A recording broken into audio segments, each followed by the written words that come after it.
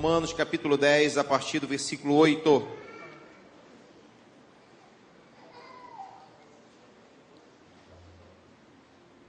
Iremos ler do 8 ao 15. Carta que o apóstolo Paulo escreveu à igreja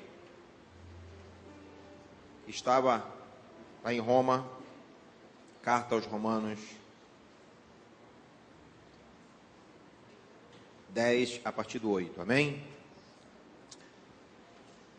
Porém, que se diz: a palavra está perto de ti e da tua boca e no teu coração, isto é, a palavra da fé que pregamos.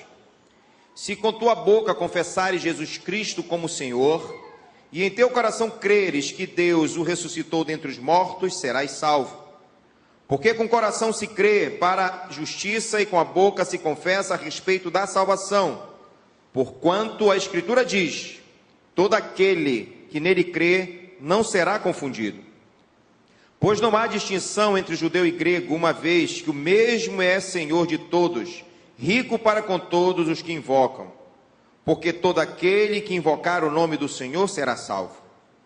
Como, porém, invocarão aquele que não creram? E como crerão naquele que nada ouviram? E como ouvirão se não há quem pregue? E como pregarão se não forem enviados? Como está escrito: quão formosos são os pés dos que anunciam coisas boas. Vamos orar? Assim, Espírito Santo de Deus, como pela manhã eu roguei, eu coloquei diante de Ti a minha necessidade de contar com a Tua ajuda, de contar com a Tua direção. Esta é a oração que faço também nesta tarde. Continuo e sempre continuarei necessitando de Ti, ó Senhor Espírito Santo. Rogo também que o Senhor Espírito Santo venha conduzir a Tua igreja, que aqui se reúne nesta tarde, a compreensão plena daquilo que nós iremos compartilhar, a fim de que a nossa vida, ela receba um acréscimo a mais, um acréscimo da ação do Teu Espírito em nós, porque a Tua palavra diz que o Senhor começou uma obra, e Tu és fiel em completar essa obra. Que possamos ser tocados com um pouco mais desse conhecimento nesta tarde. É a minha oração. Em nome de Jesus. Amém. Você pode se assentar.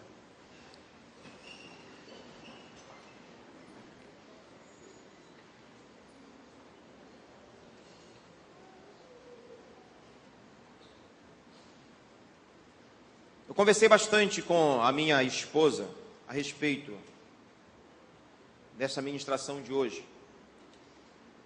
E ela chegou para um momento até a pedir que eu não ministrasse. Eu disse: não, filha, Deus vai dar graça para que eu possa passar para a igreja que está no meu coração, o que eu recebi, sem causar confusão, porque Deus não é Deus de confusão. E a graça de Deus esteve sobre nós pela manhã. Nós fomos muito agraciados com aquilo que ouvimos. E creio que não será diferente. Parece assim que eu escolho os temas mais complicados para ministrar para a igreja. Acho que alguém já disse que tem que ficar com alguém a pior parte, né? Mas não é nada que você nunca ouviu ou que não tenha se envolvido. Mas, às vezes, a boa intenção do nosso coração não é o suficiente para nos fazer acertar, ok? Então, a partir do instante em que nós consideramos a necessidade real do homem, bem como a natureza da salvação anunciada e proclamada nas Escrituras, nós chegamos obrigatoriamente à conclusão de que a tarefa primordial da igreja consiste em pregar e proclamar a verdade, a fim de que essa verdade possa colocar o homem diante da sua realidade, a fim de que o homem ele conheça o único remédio, a única cura para a sua necessidade. Aí vem uma pergunta: mas qual a necessidade do homem? Existe, amada igreja, a tendência de considerarmos a tendência do homem, ou seja, o problema essencial do homem, como uma enfermidade. E eu realmente não quero dizer apenas enfermidade física, mas também dizer que o homem, ele tem uma necessidade também em outras áreas da vida dele, como na área moral, na área espiritual e na área mental também. E se eu pegar apenas um tipo dessa necessidade do homem, um tipo apenas dessa necessidade, esse tipo não é a verdadeira necessidade dele, não é. Se eu pegar somente a questão moral, ou se eu pegar somente a questão espiritual, a questão moral, e fizer desse ponto o problema do homem, isso ainda não é o problema completo do homem. Não é. Na verdade, estas coisas acabam sendo vistas com mais destaque, e é exatamente por isso que quando nós diagnosticamos essa situação do homem,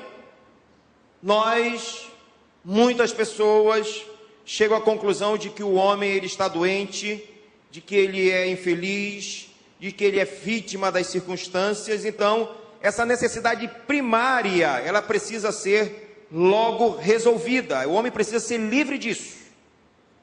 E penso eu então, amada igreja, penso eu que este é um diagnóstico apenas superficial da condição humana, da verdadeira situação que o homem enfrenta, das suas dificuldades. Isso é apenas o ponto mínimo, entendo eu. Porque o maior problema do homem, a maior necessidade do homem, é exatamente ele estar longe de Deus. Longe de Deus. O ser humano, ele procura se justificar. E nós vivemos um tempo de justificativas. Tem gente que entra, por exemplo, na vida do crime.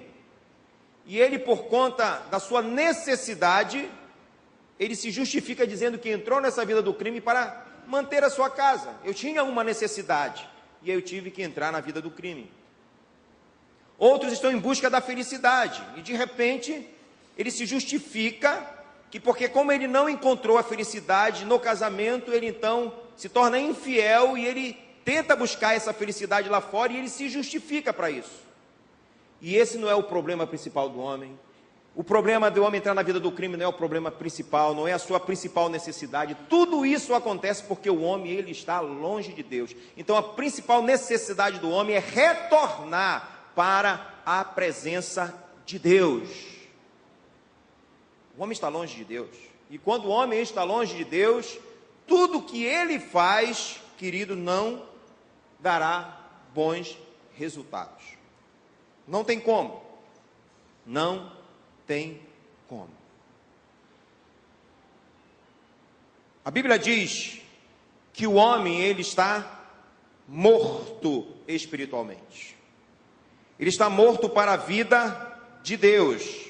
Ele está morto para o reino espiritual e para todas as influências benéficas desse reino. Ele está longe de Deus, por conta disso não tem como ele usufruir das benécias do reino de Deus. Não tem como. Deus ama essa pessoa profundamente, mas não tem como Deus compartilhar das suas bênçãos com uma pessoa que está longe dele, porque o pecado, a Bíblia diz, afasta o homem de Deus, ok?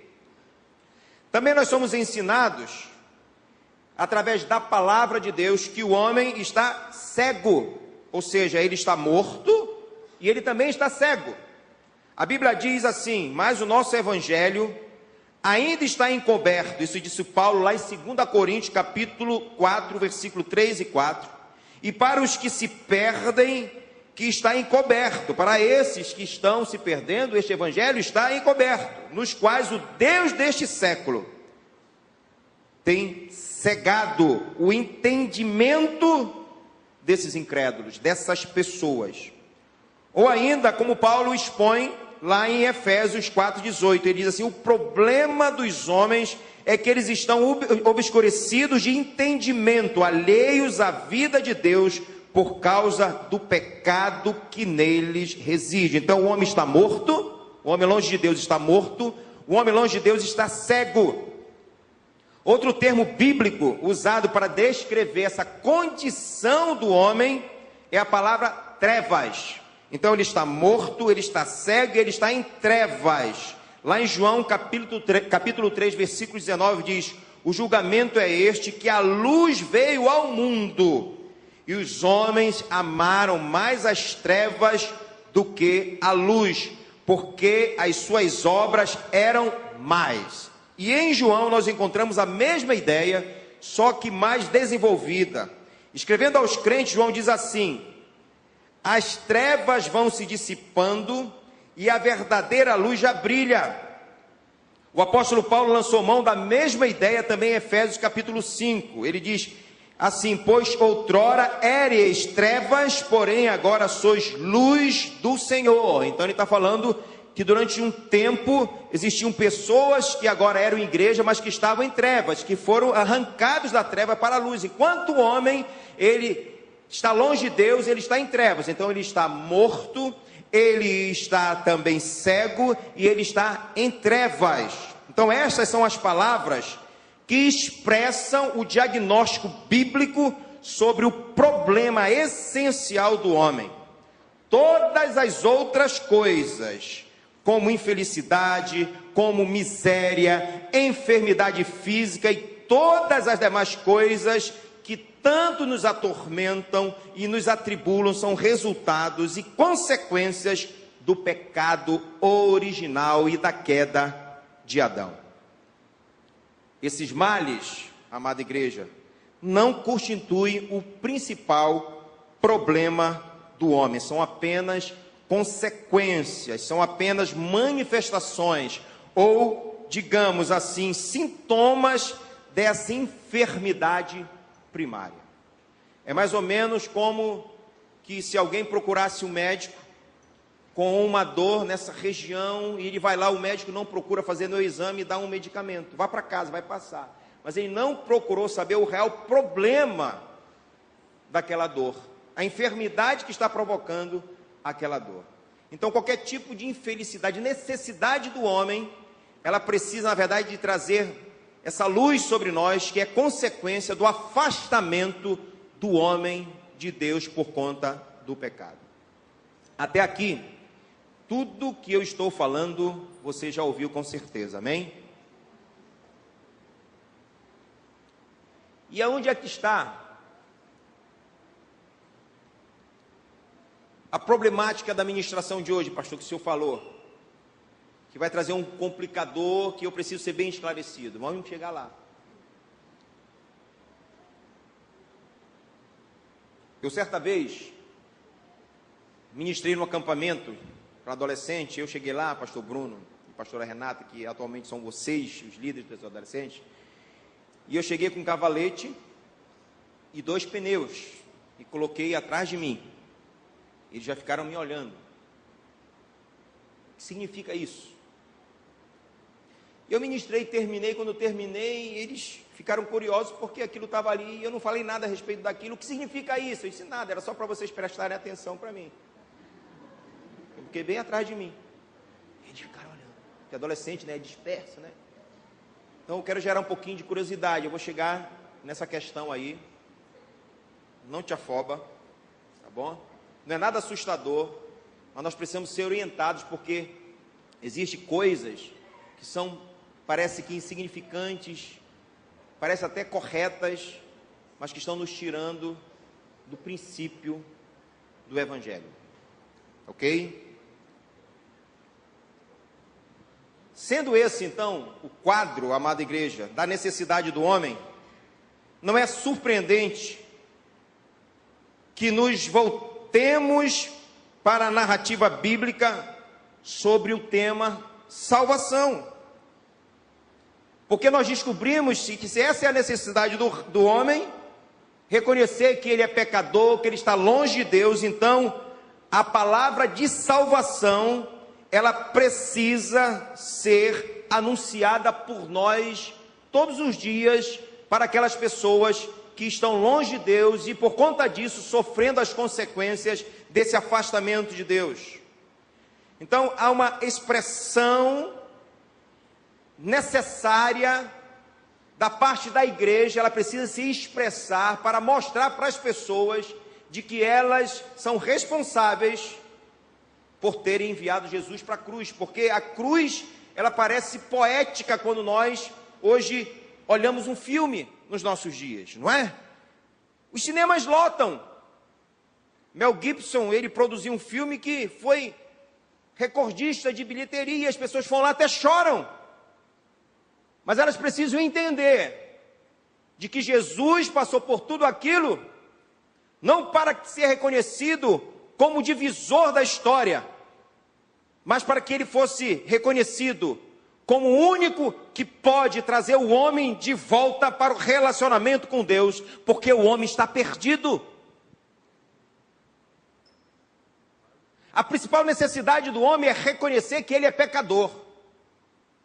A necessidade real do homem é ele ter a consciência de que a sua vida sem Deus está levando ele dia por dia para a ruína. E se não houver uma ação divina sobre a vida dessa pessoa, o destino dele é a eternidade longe de Deus. E isso é muito sério.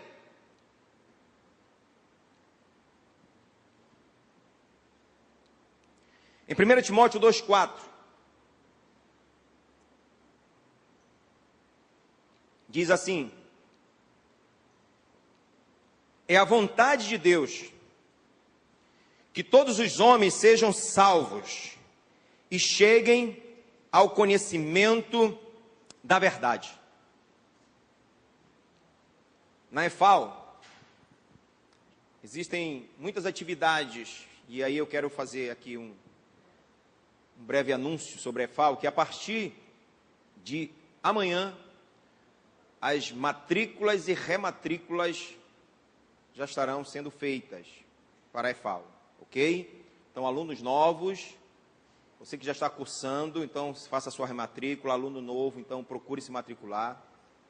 Nós estamos entrando no nosso, já estamos para 3 anos e meio já com a EFAL, tem sido bênção para a vida de tantas pessoas, e se você parou, como é o caso seu, não é? Dê uma paradinha, volte, ok? Volte para a EFAL. E lá na EFAL os professores passam diversos tipos de trabalho. Mas eu observo, porque chega para mim os trabalhos, que muitos, eles optam em dar para o aluno para que ele faça um resumo do assunto que foi levado na sala de aula.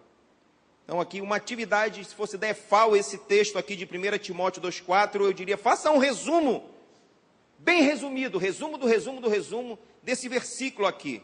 É a vontade de Deus que todos os homens sejam salvos e cheguem ao conhecimento da verdade. O resumo que eu fiz é que a salvação, ela é um conhecimento da verdade. Então o homem, ele só pode ser salvo se ele tiver conhecimento da verdade. Amém? Você concorda comigo? Se ele não tiver conhecimento da verdade, ele não pode ser salvo. Em 2 Coríntios capítulo 5, versículo 19 e 20, Paulo ele afirma que a mensagem que foi confiada ao pregador, a um embaixador de Cristo, consiste em dizer aos homens que eles se reconciliem com Deus. Então, para o homem se reconciliar com Deus, irmão Paulo, ele precisa ser conhecedor da verdade. Do contrário, ele vai continuar vivendo desse jeito aí. E aqui está a minha preocupação. Por isso eu trago essa mensagem hoje. Porque atualmente eu tenho visto, e creio que ao compartilhar disso, algumas pessoas vão concordar comigo, ou então vão atinar para isso, talvez você não esteja percebendo isso, que existem muitas ações hoje em dia, que na verdade elas colocam o homem numa zona de conforto. Numa zona de conforto. Eu, na última ministração, eu falei a respeito do cuidado que nós devemos ter com as músicas que nós cantamos. Não sei quem estava aqui e ouviu isso. E existem algumas músicas que são muito bonitas, mas que elas exaltam o homem, que o homem é o centro. São canções belíssimas, mas não são bíblicas. Porque Deus tem que ser o centro de todas as coisas. Senão você vai massagear o ego do homem. Você vai confortar o homem. O Evangelho, ele é conforto, mas o Evangelho é confronto também. É uma música muito cantada que diz que não importa o que você fez ou deixou de fazer, importa sim. Quem disse que não importa? Que tipo de vida você está levando? Eu conversava com a minha esposa a respeito desse assunto, e aí, nesse momento, ela dizendo, olha, cuidado com o que tu vai levar. Eu digo, não, Deus vai dar graça. E eu pensava assim, eu queria fazer uma pergunta para uma pessoa da igreja, e perguntar para ela assim, você é rebelde contra Deus? E eu queria ouvir a resposta dela. Porque às vezes nós achamos que não somos rebeldes contra Deus, mas espera aí, meu amigo, que tipo de vida eu levo? Se eu ando mentindo, eu estou me rebelando contra Deus. Se eu sou infiel no meu casamento, eu ando me rebelando contra Deus. Se eu distrato as pessoas, eu me rebelo contra Deus. Porque o pecado é uma atitude de rebeldia do homem para com Deus. E o homem precisa estar ciente disso. Só que quando nós começamos a colocar o homem como centro, o homem ele não percebe isso, ele se sente massageado, o seu ego massageado. Esse ano, o sogro do meu irmão, um senhor chamado Seu Rolino, eu sei que durante muitos anos esse homem orou por muitas pessoas e eu era um dos alvos das suas orações. Esse homem, durante muitos anos, ele acordava cedo e 5 horas da manhã ele já estava na igreja orando, com uma equipe de 6 a 8 pessoas, durante muitos anos. Deus o tomou esse ano. Mas esse homem foi um dos homens mais convertidos que eu já conheci. E a conversão dele se deu através de uma música que mostrava a real condição do homem. Ele embriagado em uma calçada, lá em Santana, no estado do Amapá, a igreja do outro lado, eu conheço essa igreja, estive lá, ele sentado, embriagado, a igreja estava cantando uma música que dizia assim, foi na cruz, que um dia eu vi meus pecados castigados em Jesus. E ele se levantou, entrou na igreja e entregou a vida dele a Jesus. Porque essa canção mostrava a real necessidade do homem, dele, pecador, que pelos seus pecados, Jesus foi para a cruz. E algumas músicas hoje, o homem está todo errado, mas diz que ele é precioso, que ele é raro, mais raro que o ouro de Ofir, ou seja, não traz confronto. Então eu falei das questões de música, e não é de hoje que eu trago uns alertas para a igreja. Há 10 anos atrás, eu entrei uma vez ministrando aqui a respeito dessas músicas gospel, desse movimento gospel, e algumas pessoas tomam um susto com aquilo que eu falo, e depois fica claro do porquê do alerta. E o que eu quero alertar a igreja hoje é a respeito de algumas práticas que são bíblicas, mas que não é o principal motivador da existência da igreja. Não é. O homem só pode se reconciliar com Deus se ele tiver conhecimento da verdade. Nós podemos ver isso numa prática do apóstolo Paulo, no capítulo 17, lá de Atos, quando ele chega ali no Areópago, e o texto diz que eles eram extremamente religiosos, e ali era uma concentração de filósofos, e por serem tão religiosos, eles reservaram um lugar a um Deus desconhecido, porque eles poderiam cometer o erro de esquecer de algum Deus, que para eles existiam vários deuses, e o apóstolo Paulo se aproveitou daquela oportunidade para levar o conhecimento da verdade para esses homens. Pedro, um homem que nega Jesus, mas agora que cheio do Espírito Santo de Deus, na sua primeira ministração em público, a Bíblia diz que cerca de 3.000 almas se converteram, porque ele mostrou a real condição do homem, e eles foram esclarecidos. E aí eles perguntaram então para Pedro, Pedro, e agora? O que é que nós podemos fazer? O que é que nós podemos fazer? Já nós temos a compreensão de que Jesus foi para a cruz pelos nossos pecados. Ele disse, arrependei-vos. arrependei-vos. A mensagem do Evangelho não mudou. Quando Noé foi incumbido de construir a arca, quando nós lemos a Bíblia, parece que foi muito rápido, mas não foi rápido, foi cerca de 120 anos ele construindo a arca. E durante todo esse tempo, ele, entre as marteladas, ele anunciava uma palavra de arrependimento. João Batista preparou o terreno para o Mestre, para Jesus, o ministério de João Batista levava essa mensagem de arrependimento. E não mudou. O homem precisa se arrepender dos seus pecados.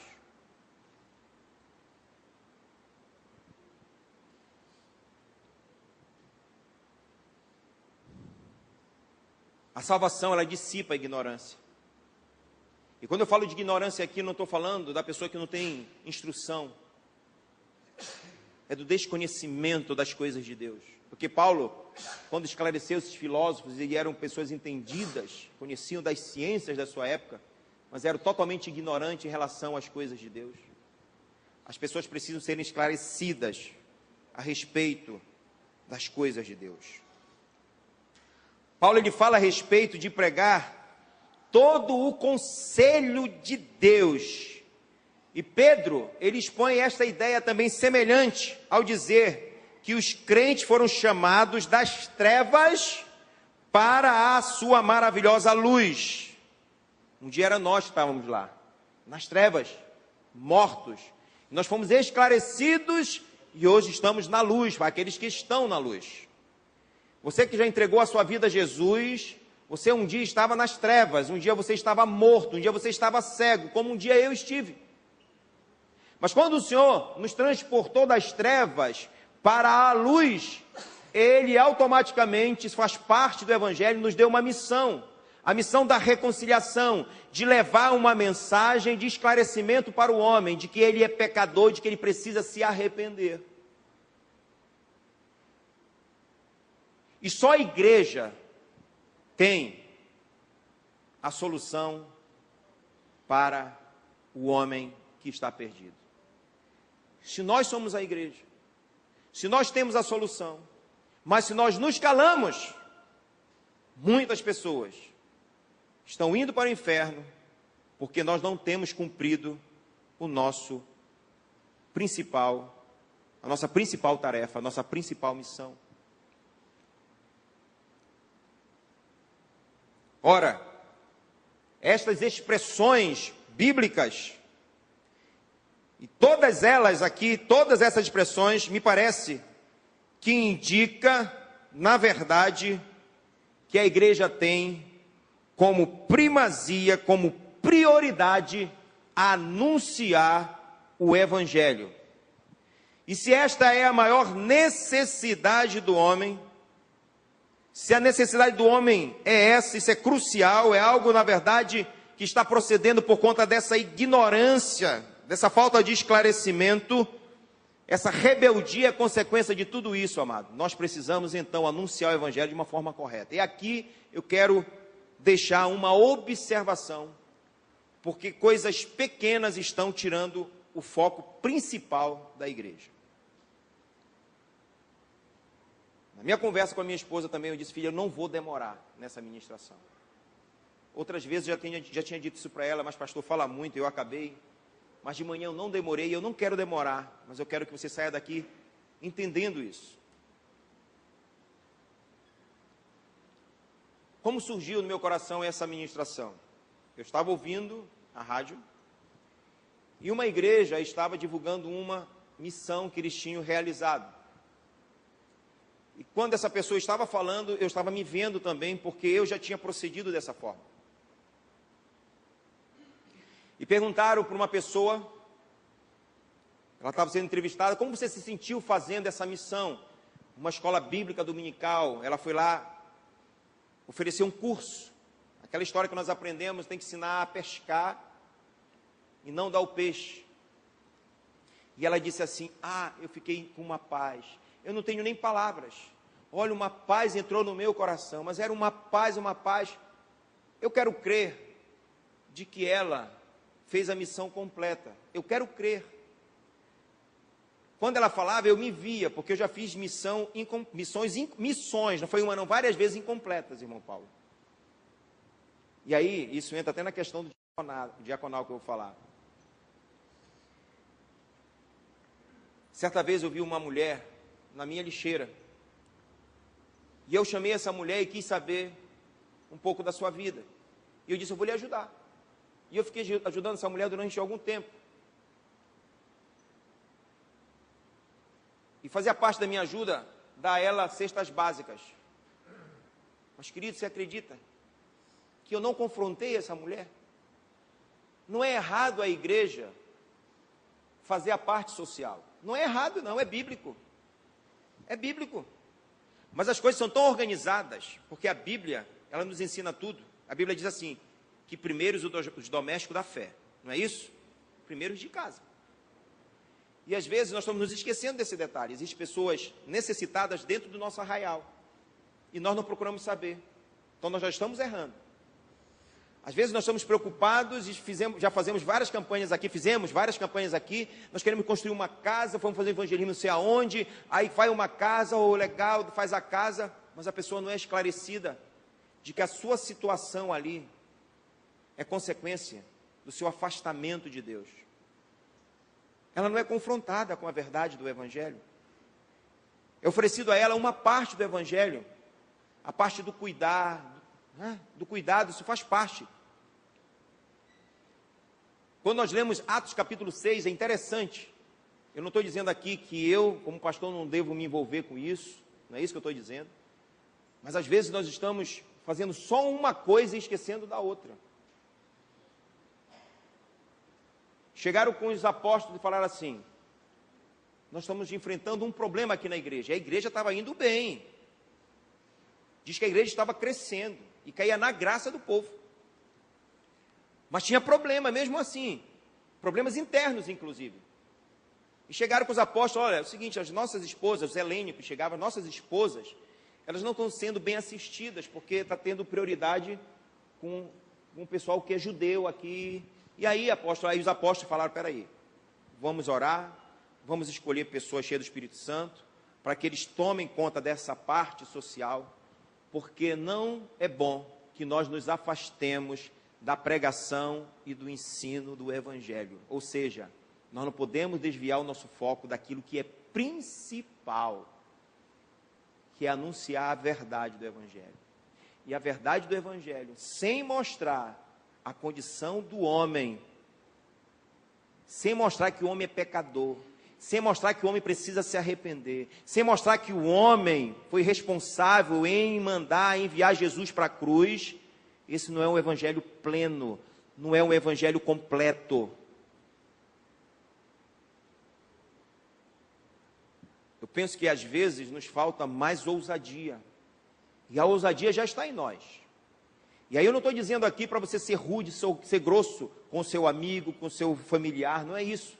Mas nós não podemos perder a oportunidade, porque Deus não vai cobrar de nós, a sua igreja, os seus embaixadores aqui na terra, de quantas cestas básicas nós ofertamos.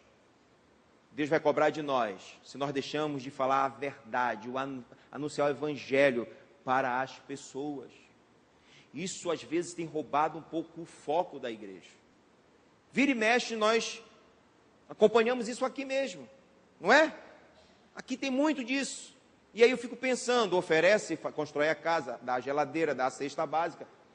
E você, no início do ministério, chegava alguém necessitado aqui, ou alguém que se dizia necessitado, porque tem muito engano, eu mobilizava essa igreja aqui, os pastores, de gabinete em gabinete. Aí um dia o irmão Manuel Arlindo disse assim, eu era seminarista ainda, ele disse assim, irmão, um dia o senhor vai aprender a fazer isso melhor. E eu tenho aprendido, ainda estou aprendendo, porque as pessoas olham a igreja hoje, não como aquela mais que tem a voz profética de salvação, mas vê a igreja como uma instituição que vai ajudar. Eles vêm atrás aqui de passagem, eles vêm atrás aqui de cesta básica, não é isso? querem um dinheirinho para comprar uma receita, não é? E nós fazemos isso. Só que às vezes nós temos nos esquecido de dizer, senta aqui, deixa eu te falar uma coisa. Tu sabes por que tu estás nessa condição? Porque a Bíblia diz assim, e foi Davi, o homem segundo o coração de Deus, que falou isso. Sou velho, mas já fui moço. E desde a minha juventude até o meu momento atual, a minha velhice, eu nunca vi um justo desamparado ou a sua descendência a mendigar o pão.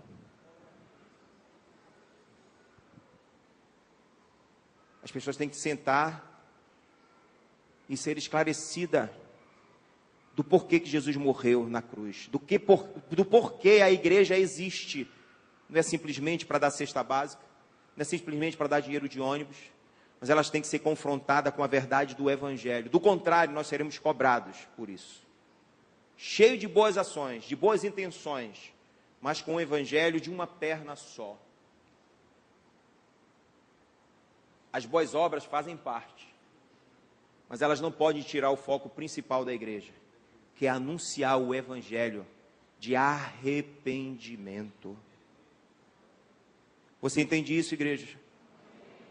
Quantas vezes na nossa célula, nós temos convidado o vizinho, um amigo, e eles vão, eles gostam. Mas será que eles estão gostando da merendinha depois da célula?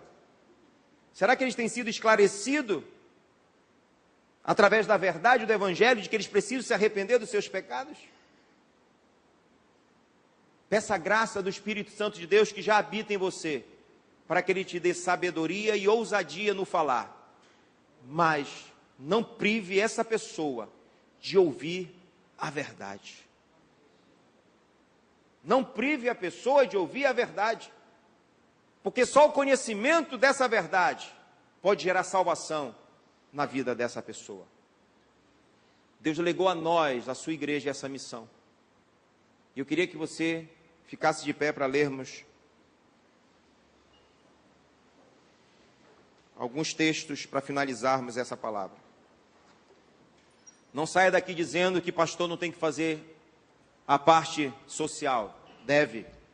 Não saia daqui pensando que você nunca mais deve ajudar ninguém. Deve. Deve.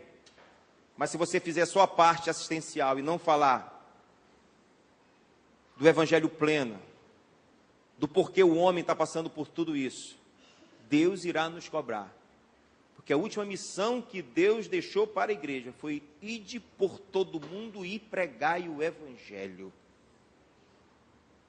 Às vezes nós queremos ser muito solícitos com as pessoas, nós queremos a amizade dessas pessoas, nós queremos que essas pessoas nos considerem, e a gente ajuda, a gente paparica, tudo isso faz parte. Mas se essa pessoa não ouvir a verdade, querido, da palavra de Deus, de que ela precisa se arrepender, de que ela precisa pelo menos ter o conhecimento, o entendimento de quem ela é sem Deus. Eu quero consertar até um pouquinho aquilo que falei até aqui. Ela nem precisa se converter, porque essa não é uma missão minha, nem sua, mas ela precisa ser esclarecida de quem ela é, da sua real condição. Ao ouvir isso, a obra será do Espírito Santo de Deus. O resultado não compete a nós, mas o esclarecer, o falar, o anunciar, compete a mim e a você. Sabe por quê isso me preocupa nos dias atuais? Porque nunca teve um tempo onde tantas pessoas são simpatizantes hoje do Evangelho. E a Bíblia não fala isso. A Bíblia diz que o Evangelho traz divisão, não é? A repreensão não é boa a princípio. E como tem gente hoje simpatizante do Evangelho? Porque a igreja tem procurado mostrar só o lado do amor. Mas Deus é amor, mas Ele é também justiça. Precisamos ajudar essas pessoas, mas elas têm que ter o entendimento de que uma cesta básica pode matar a fome dela. Mas a salvação só Jesus pode dar. Do contrário, tem gente que vai para o inferno com a barriga cheia, com o cabelinho cortado, com a sua receita aviada, com um sapato novo no pé, com uma roupa nova, e por aí vai, mas vai para o inferno desse jeito. E Deus vai cobrar de nossas mãos o sangue de pessoas, é o que a Bíblia diz. Não vamos nos deixar ser enganados com aquilo que é bom, é bonito e é bíblico, mas que não é essencial na vida da igreja. Abra comigo, Efésios 3, de 8 a 10.